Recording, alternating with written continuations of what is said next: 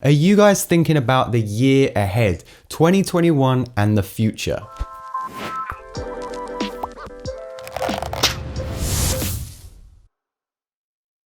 Welcome to another and slightly different episode of Inspired by Guys, a series where we look at the musical trends, past and present, so that we can understand the techniques used so that you guys can make better music. And today, release better music. I'm Will and I release a ton of music under the moniker Hush Child, and today we're talking about everything music distribution. Something that I'm hugely passionate about are the musical trends and changes in the industry and how we can stay one step ahead of the curve to maximize our profits and engage with our audience in a better and more personable way. This episode is all about self-releasing your music and the easiest way to do that. Personally, I use DistroKid and I've used a bunch of different distribution companies, and DistroKid have been by far the most helpful and the easiest. They're actually so supportive that they sponsored this video. Genuinely, after using DistroKid for this long, I wouldn't want to use any other company. It's just so easy. Let's jump into it and let me show you around just how you can use DistroKid to self-release your music.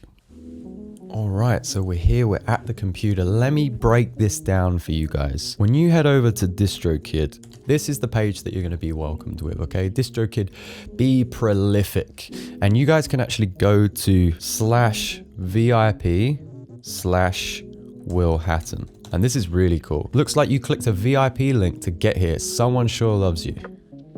That's me. I love you. And with this link, you'll get 7% off your first year with DistroKid. What's not to love? We're already setting things off on a great foot. On a great foot? On the right foot? On the right note? It's good though. That's for sure. Okay, so when you go to your DistroKid page, you may not be greeted with the same screen. And this is because my home screen, my dashboard looks a little bit different because I've already released a few tracks, of course. I've got a couple of singles here and a couple of albums, and it shows me to the right all of the stores that these tracks are released on. And of course, to get started, you're just gonna go to upload. That's gonna be the easiest place to get started with releasing your first single. And straight off the bat, you're gonna be able to see which stores you're able to release this music in, and you've got Spotify, Apple Music, iTunes, Instagram, TikTok, Google Play, and all the heavy hitters and more underneath that. All of the major stores that your music can be purchased from or streamed from. And a couple of the ones that I'm really excited about that DistroKid offers is Instagram, Facebook, and TikTok. Now, one of the things that is so beneficial straight off the bat, and something again I'm hugely passionate about, is the fact that DistroKid will sync your music up with Instagram, Facebook, and TikTok. This is hugely important because if you're creating music that you think is exciting, that the mass audiences need to hear, you're going to want your music shared by influencers so that you can get your music out to a wider audience and have more plays on your Spotify, Apple Music, and different platforms. If you wasn't using DistroKid, you may not have your music recognized by Instagram and TikTok. What I mean by this is if you're creating a story on Instagram, for instance, you have that little music tab and you're able to search your artist name and the song title and include that track in your story. That doesn't necessarily happen with other distribution companies. I've been with a couple and it was just an absolute headache to get some of my music on stories. If you didn't want your track out on one of these stores, of course you could uncheck it. I don't know why that is. Surely you want your music out everywhere. So I'm gonna leave all of these tracks ticked today. So you choose how many songs you want to put out, right the way to 35 songs. It's a lot of songs. We're just going to leave it at 1 for today. Previously released. Now this is if you had your music out with a previous distributor. Now I mentioned that I was with a couple of distribution agencies before. So at that point you might want to check yes, and then you get some different options. When was the original release date that was out on platforms? And you'll need to put in your artist or band name, and it will recognize if that artist is already on those platforms, which is really good. Today, we're going to click no because we're going to pretend like we're releasing a brand new track that has never come out before. So you still put in your artist name. I've obviously used this before, so it's remembered. I'm Hush Child, okay? And it says artist already in Spotify. definitely hope so. So it's making sure that this is all synced up, which is really, really good. What's the release date for your music? A lot of the time when I put out a single, I normally just try and get it as close to the time that I finish the track as possible, because often, you guys know, I'll do a tutorial on it on YouTube as well. So I want you guys to be able to stream the full version, but you guys can choose whatever date you like. Is it a pre-order? They're even giving you the option to make your track pre-orderable, to allow folks to pre-order your track, which is super helpful. For today, we're going to say no, don't let anyone buy it until the release date. Now, if you don't have a record label, you can of course leave the options blank like I have. If you do have a record label, then you can say, you know, whatever the record label is. I was going to make up something funny. The time has passed. Now, album cover art. This is really important. I can't stress enough how important album cover art is. You want your cover art to have some kind of similarity and be able to speak to the audience before they've even heard your track. You need to make sure that this album art is 3000 by 3000 pixels, so that when it gets squashed down or changed in size on different platforms, that it's not skewed or pixelated in any way. If you used a smaller image and it was blown up and got pixelated, it can be removed by certain stores. So this is an absolute must. So once you've, you know, uploaded that or dragged that into there, you're all set to go. We carry on the way down. Choose your language and your primary genre. And there's a lot to include here. Be specific with this, because later on, you're probably going to want to submit your music to playlists, and you know, you're going to want to make sure that the primary and secondary genres are in keeping with the single that you've released. Unsurprisingly, you're not going to find any baby metal in the lo-fi hip hop playlists, are you? So once you've chosen that, we'll go with comedy for now, and our second genre is going to be, I guess, fitness and workout, because I want you guys to be able to laugh while you're getting fit over the holiday season. Track 1 title, this will be Will's Workout Wonderland. You've got some specific information here. It says featured artists. Use the word feat in parentheses with the name separated by ampersand and commas. So make sure you're really specific with this. Don't put feature in if you've sampled a vocal or something like that. You will get your tracks taken down. You will get in a spot of trouble. Now with the audio file, with a lot of other distribution companies, a lot of the times you only get the option to choose a WAV file here, but with DistroKid, you're able to choose a WAV, WMA, M4A, FLAC, MP3, or CDDA. Of course, my advice to you would be upload in the highest audio quality that you have. So I'd normally choose a WAV for that. As we're moving down, it says songwriter. I wrote this song or managed the songwriter. It's an original tune, or another artist wrote it and it's a cover song. So again, be really honest here. So we're obviously going to keep that clicked for now.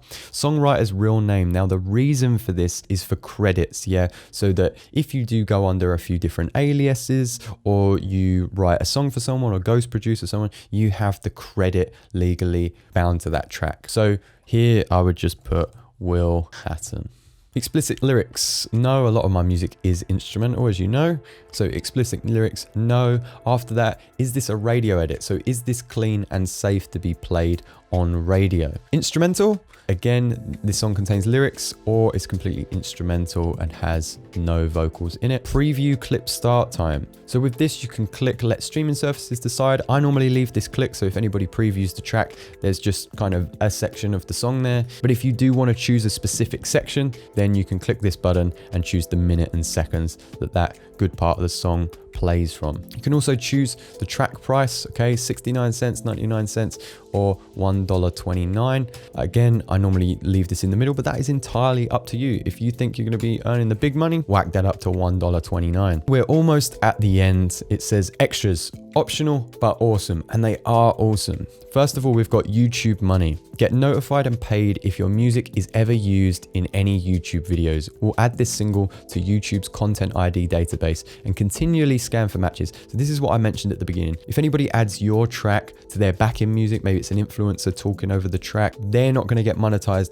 You are, because your music is in that video. So that's a good one to click there. Store maximizer. DistroKid will automatically deliver the single to new new online stores and streaming services as we add them. So don't forget, of course there's Spotify, of course there's Apple, TikTok, Instagram, all of those kind of things, but new stores are popping up all the time and you never know what's going to be the next big streaming services. So if we add that store maximizer there, it means that we're going to be adding our music to new stores as they come out. You're not going to have to re-upload them at a later date. So bear that in mind. One that we always click is Shazam and iPhone Siri. Make it easy for people to identify the single if they hear it playing on radio or TV. And then finally, leave a legacy. DistroKid will never delete this single even if you cancel your account or your credit card is declined. You can always choose to delete it at any time or not.